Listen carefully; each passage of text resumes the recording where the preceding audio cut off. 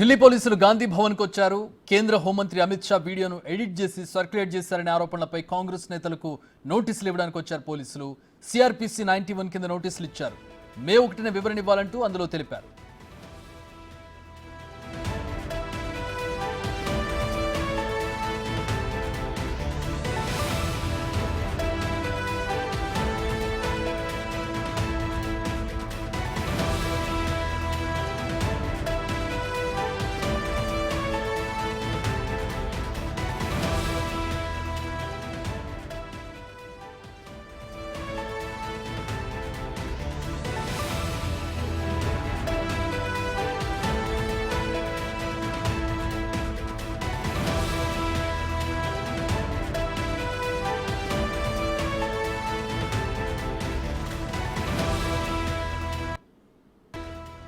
అవి ఢిల్లీ పోలీసులు ఇచ్చినటువంటి నోటీసులు మనం స్క్రీన్ మీద చూస్తూ ఉన్నాం. నమోదు చేసినటువంటి సెక్షన్స్ కూడా చూస్తూ ఉన్నాం. మొత్తం 10 మందికి నోటీసులు వెళ్ళాయి. దీనిపై తెలంగాణ ముఖ్యమంత్రి పిసిసి చీఫ్ రేవంత్ రెడ్డి స్పందించారు. ఆయన ఏం స్పందించారు ఒకసారి చూద్దాం. तेलंगाना कांग्रेस पार्टी ऑफिस में दिल्ली पुलिस पहुंचा हुआ है.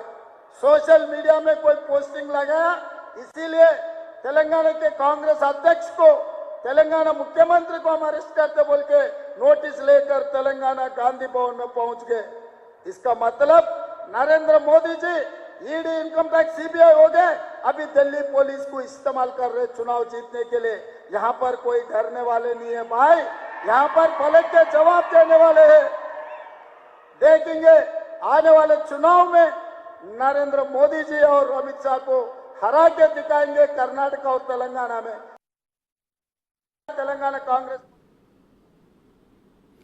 అది రేవంత్ రెడ్డి స్పందన మనం చూసాం. వచ్చినటువంటి నోటీసులకు సంబంధించి ఇక కాంగ్రెస్ నేతలు కూడా దీనిపై లీగల్గా స్పందిస్తామని చెబుతూ ఉన్నారు. రైట్,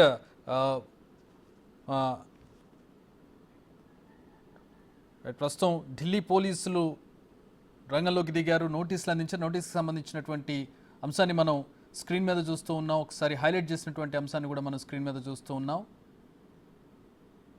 మొత్తం 10 మందికి నోటీసులు అందించారు. 10 మందిలో 4 తెలంగాణ నుంచి, 6 ఇతర రాష్ట్రాల నుంచి ఉన్నారు. మొత్తం ఈ వీడియోను ఎడిట్ చేసి సర్క్యులేట్ చేశారు.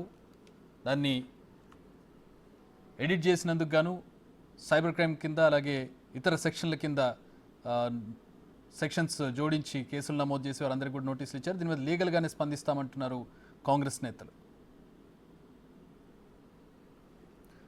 రైట్, మా ఇన్పుటేటర్ నగేష్ జాయిన్ అవుతూ ఉన్నారు. నగేష్, ప్రస్తుతం మనం నోటీసులు చూస్తున్నాం బిగ్ టీవీ స్క్రీన్ మీద. మనకి ప్రస్తుతం సిఆర్పిసి సెక్షన్స్ కింద నోటీసులు జారీ చేశారు. ఏంటి లీగల్గా ఈ అంశాలకు సంబంధించి ఎట్లాంటి కేసెస్ ఎదుర్కోవాల్సి ఉంటుంది? నిజంగా అంత సీరియసా, లేదంటే కేవలం ఇదంతా రాజకీయ స్టంట్ కోసం, ప్రస్తుతం ఎలక్షన్ టైంలో హైప్ పొందడం కోసం చేస్తున్నటువంటి డ్రామానా? రాజకీయ విశ్లేషకులు చెప్తున్న ప్రకారం దేశవ్యాప్తంగా 10 మందికి నోటీసులు అందజేశారు. అందులో తెలంగాణకు చెందిన 4 కాంగ్రెస్ సోషల్ మీడియా సంబంధించిన నేతలు ఉన్నారు. మన్నె సతీష్, తస్లిమా, మరొకరు నవీన్, అలాగే మరొక వ్యక్తి, 4 ఇందులో ఉన్నారు. సో వాళ్ళకి సంబంధించి సెక్షన్ 153 ప్రొవోగేషన్ పెట్టారు, 153A promoting enmity between different groups అని చెప్పి ఇందులో పెట్టారు. అలాగే 465 forgery, whoever commits forgery shall be punished with imprisonment of either అని చెప్పి పెట్టారు. 469 forgery for purpose of harming reputation, 171G false statement in connection with any election. So మొత్తానికైతే election అంశానికి సంబంధించి ఒక రాజకీయ ప్రసంగాన్ని దురుద్దేశపూర్వకంగా ఎడిట్ చేస్తూ బయటకి ఫేక్ వీడియోని ప్రచారం చేశారు. అందులో మత ఘర్షణలు, వివిధ రకాల అంశాలు చెలరేగే అవకాశం ఉందని చెప్పి ఆ కంప్లైంట్లో ఇచ్చిన సారాంశం. ఢిల్లీలో శర్మా సింగ్ అని చెప్పి ఆ కంప్లైంట్ ఇచ్చారు. ఢిల్లీలో హోమ్ మినిస్ట్రీ ఎఫ్ఐఆర్స్లో కంప్లైంట్ ఇచ్చిన తర్వాత అందులో పలు సెక్షన్ల కింద, దాదాపుగా 5 సెక్షన్ల కింద ఈ కేసు నమోదైంది. అందులో 66 ఐటీ, ఇన్ఫర్మేషన్ టెక్నాలజీకి సంబంధించిన యాక్ట్ కూడా నమోదైంది. అంటే ఒక తెలంగాణ రాష్ట్రం నుంచి 4 పక్కన పెడితే ఒరిస్సాలో ఆల్రెడీ ఒకరు అరెస్ట్ అయ్యారు, మిగతా 6 బయట రాష్ట్రాలకు చెందినవారు. సో తెలంగాణ అంటే మత రిజర్వేషన్లకు సంబంధించి అమిత్ షా మెదక్ ఉమ్మడి జిల్లా దుబ్బాకలో అభ్యర్థి రఘునందన్ రావుకు సంబంధించిన సభలో మాట్లాడిన 25వ తారీఖు రోజు మాట్లాడారు. నిన్న రిజిస్టర్ అయింది కేసు ఇది. ఇవాళ ఢిల్లీ పోలీసులు ఇద్దరు పోలీసుల బృందం, ఇన్స్పెక్టర్ ఒకరు ఎస్ఐ, ఢిల్లీ మన హైదరాబాదు గాంధీ భవన్కు చేరుకొని నోటీసులు అందజేసిన పరిస్థితి. ఓవరాల్గా చూస్తే కనుక ఈ కేసు రాజకీయ రంగు పులుముకుందనేది ఖచ్చితంగా చెప్పవచ్చు. ఎందుకంటే ఇలా అంటే అమిత్ షాకు సంబంధించిన ఆ వీడియో ప్రసంగాన్ని ఎడిట్ చేస్తూ ప్రజలను రెచ్చగొడుతున్నారు. భారతదేశ వ్యాప్తంగా అంటే ఒక వర్గానికి చెందిన రిజర్వేషన్లు కావచ్చు, మరో వర్గానికి ఆపాదించడం కావచ్చు, ఇటువంటి వ్యవహారాల్ని తెరపైకి తీసుకొచ్చి ఒక సింపథైజేషన్ కార్యక్రమాన్ని బీజేపీ చేపట్టిందని చెప్పి ఇప్పటికే కాంగ్రెస్ పార్టీ ఆరోపిస్తుంది. మే 1న ఈ సెక్షన్ల కింద కేసు నమోదైంది కాబట్టి ఈ 4 ప్లస్ 6 కూడా విచారణకు హాజరు కావాలి. విచారణకు హాజరు కాకుంటే క్రిమినల్ చర్యలకు పాల్పడతామని చెప్పి కూడా ఆ ఎఫ్ఐఆర్లో పేర్కొన్న పరిస్థితి. సో మొత్తానికైతే ఏదైతే ఈ అంశం ఉందో ఖచ్చితంగా ఎలక్షన్ కమిషన్ నోటీసుకు వచ్చి ఉంటుంది. ఎందుకంటే ఈ ఇష్యూ జరిగిన తర్వాత ప్రైమరీగా ఖచ్చితంగా ఆ బీజేపీ పార్టీకి చెందిన నేతలు కావచ్చు, మిగతా పార్టీల చెందిన నేతలు కావచ్చు, మొదట ఎలక్షన్ కమిషన్ దృష్టికి తీసుకురావాల్సి ఉంది.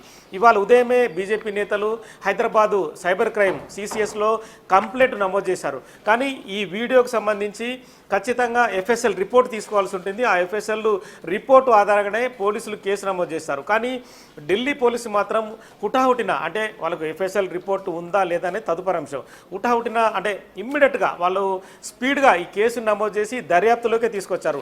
ఢిల్లీ నుంచి ఫ్లైట్ వేసుకొని హైదరాబాద్కు 2 పోలీస్ అధికారులు రావడం, గాంధీ భవన్ వేదికగానే నోటీసులు ఇవ్వడం అంటే ఖచ్చితంగా రాజకీయ రంగు పులుముకుందని చెప్పి కూడా కాంగ్రెస్ పార్టీ నేతలు ఆలోచిస్తున్నారు. ఖచ్చితంగా ఈ వ్యవహారాన్ని ఈ 4 కాక మిగతా 6 కూడా కోర్టుకు వెళ్ళే అవకాశం కనిపిస్తుంది.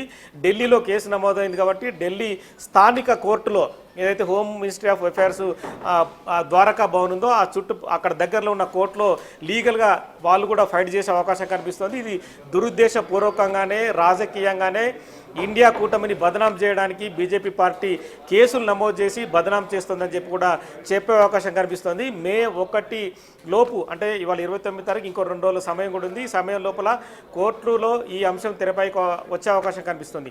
కానీ ఎలక్షన్ కమిషన్ స్పందించకముందే మరి స్థానికంగా ఉన్న ఢిల్లీ పోలీసులు స్పందించడం మాత్రం ఒక రకంగా ఆలోచింపదగిన విషయమే. ఈ మొత్తం వ్యవహారంలో ఇప్పుడు కోడ్ ఆఫ్ కండక్ట్ అమల్లో ఉంది, ఈ ఎలక్షన్ దగ్గర పడుతూ ఉన్నాయి, క్యాంపెయిన్లో ఇది జరిగింది. మొత్తం వ్యవహారంలో ఈసీ పాత్ర ఏంటి టెక్నికల్గా ప్రతి అంశం ఇప్పుడు భారతదేశ ప్రధాని అయిన కోడ్ ఆఫ్ కండక్ట్ కింద సామాన్య వ్యక్తిగానే ఉంటాడు. అంటే సెక్యూరిటీ యాంగిల్ పక్కన పెడితే ఆపద్ధర్మ ప్రధానిగా ప్రస్తుతం మోదీ ఉంటారు. అలాగే హోమ్ మినిస్టర్ కూడా ఆపద్ధర్మ హోమ్ మినిస్టర్గానే భారతదేశ వ్యవహారాలు చూస్తుంటారు. సో కోడ్ ఆఫ్ కండక్ట్ కింద ఖచ్చితంగా ప్రైమరీగా ఏ రాష్ట్రంలో ఎవరైతే ఉన్నారో వాళ్ళు కంప్లైంట్ చేయదలుచుకుంటే ఖచ్చితంగా ఆ రాష్ట్రంలో ఉన్న ఎన్నికల కమిషన్కు ఫిర్యాదు చేయాలి. లేదంటే కేంద్ర ఎన్నికల కమిషన్కు ఒక టీమ్ ఆఫ్ బృందం వెళ్ళి ఇలా జరిగింది, అమిత్ షాకు సంబంధించిన వీడియో, ఎస్సీ ఎస్టీ ఓబీసీ ఆ రిజర్వేషన్లకు సంబంధించిన అంశాన్ని ఈ మైనార్టీ వర్గాలకు ఆపాదించే తెరపైకి తీసుకొచ్చారు అని చెప్పి ఏదైతే ఎడిట్ వీడియో ఉంది, ఎడిట్ వీడియో సమర్పించిన తర్వాత ఎలక్షన్ కమిషన్ విచారణకు ఆదేశిస్తుంది. కానీ ఇందులో మరి పోలీసులే తెరపైకి వచ్చారు, పోలీసులే కేసు నమోదు చేశారు. కాబట్టి లీగల్గా ఇది కోర్టుకు వెళ్ళిన తర్వాత కోర్టు కూడా ఇవన్నీ ప్రశ్నించే అవకాశం కనిపిస్తుంది. ఎందుకంటే డైరెక్ట్గా మీరే విచారణకు ఎందుకు సేకరించారంటే కూడా అంటే బీజేపీ నేతల నుంచి మరో సమాధానం రావచ్చు. అంటే మత కల్లోలు జరుగుతాయి, ఒక వర్గం మరొక వర్గం కొట్లాడుకునే అవకాశం ఉంటుందని చెప్పి కూడా చెప్పే అవకాశం కనిపిస్తుంది. సో ఇలాంటి అంశాలన్నీ కూడా ఖచ్చితంగా క్రియాశీలకంగా ఉండే పరిస్థితి కనిపిస్తుంది. కానీ ఈ వ్యవహారం మొత్తం చూస్తే కనుక ఎలక్షన్ కమిషన్దే ప్రధాన పాత్ర అని చెప్పొచ్చు మనం. రైట్. ఇప్పుడు దీనికి సంబంధించి లీగల్గా ఏం ఇష్యూస్ అంటే ఇప్పుడు నెక్స్ట్ ఇప్పుడు సెక్షన్స్ కింద కేసు నమోదు చేశారు, నోటీసులు ఇచ్చారు, నెక్స్ట్ ఏంటి? ఇప్పుడు ఫోరెన్సిక్ ల్యాబ్కి వెళ్ళాలా? అది నిజంగా ఎడిట్ చేశారా, దురుద్దేశపూర్వకంగా దీన్ని సర్క్యులేట్ చేశారు? ఈ ఇన్వెస్టిగేషన్ అంతా జరగాలిగా? ఖచ్చితంగా జరగాల్సిందే. ఇన్వెస్టిగేషన్ అంటే మామూలుగా ఇన్వెస్టిగేషన్ ప్రాసెస్ అయితే కొన్ని రోజులు తీసుకుంటుంది.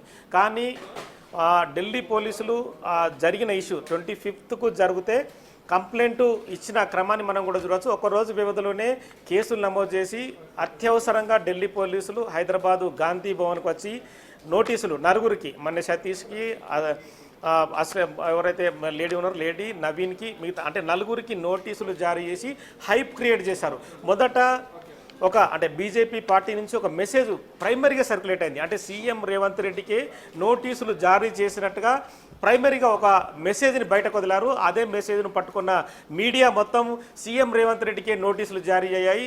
హోంమంత్రి అమిత్ షా వీడియోని వక్రీకరించినట్టుగా పోస్టు చేశారని చెప్పి మొత్తం అంటే ఇటు నేషనల్ మీడియాని ఇటు తెలుగు మీడియాని కూడా వక్రీకరించి బ్రేకింగ్లు వేసే విధంగా మూమెంట్ తీసుకొచ్చారు. తదుపరి అంశం చూస్తే కనుక కేవలం సోషల్ మీడియాకు సంబంధించిన నేతలకే నోటీసులు జారీ చేయి అంటే ఇది ఒక మైండ్ గేమ్ ఆడుతున్నట్టుగా తెలుస్తుంది. అంటే ఏదైతే ఎన్డీఏ కూటమి మైండ్ గేమ్ ఆడి బదనాం చేసి ఓట్లు రాబట్టుకునే పరిస్థితిలోనే ఇలాంటి గేమ్కు పాల్పడినట్టుగా కూడా కాంగ్రెస్ పార్టీతో పాటు మిగతా ఏదైతే ఇండియా కూటమికి సంబంధించిన నేతలు ఆరోపిస్తున్నారు.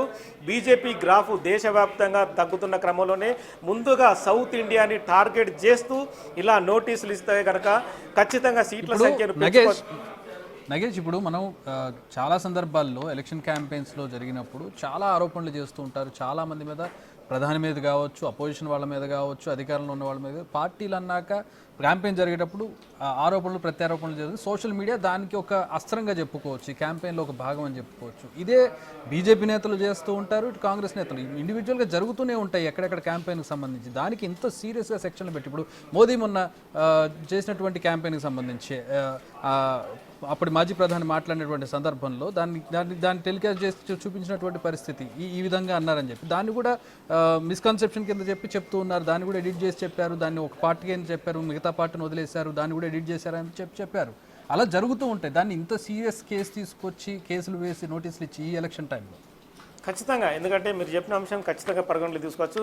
ఈ మధ్య ప్రధానమంత్రి మోదీ కాంగ్రెస్ అంటే ఒకవేళ ఇండియా కూటమి అధికారంలోకి వస్తే ఖచ్చితంగా మహిళల పుస్తెలు తాళ్ళు అమ్మే పరిస్థితి ఉండదని చెప్పి కూడా ఒక హార్డ్ వర్డ్ కూడా అతను హార్ష్గా మాట్లాడిన పరిస్థితి. మరి ఇలాంటి అంశాలు కూడా ఖచ్చితంగా తెరపైకి వచ్చే అవకాశం కనిపిస్తుంది. మొత్తము భారతదేశమే మైనారిటీల చేతులకు వెళ్ళిపోతుందన్న అంశాన్ని కూడా తీసుకొచ్చారు. సో ఇలాంటి అంశాలు చాలా వరకు అంటే ఈ ఆరోపణల నేపథ్యంలో ఇవి కూడా ఖచ్చితంగా తెరపైకి వచ్చే అవకాశం కనిపిస్తుంది. కేవలం నగేష్ ఒక్క నిమిషం, సారీ ఫర్ ద ఇంటరప్షన్. మా డిప్యూటీ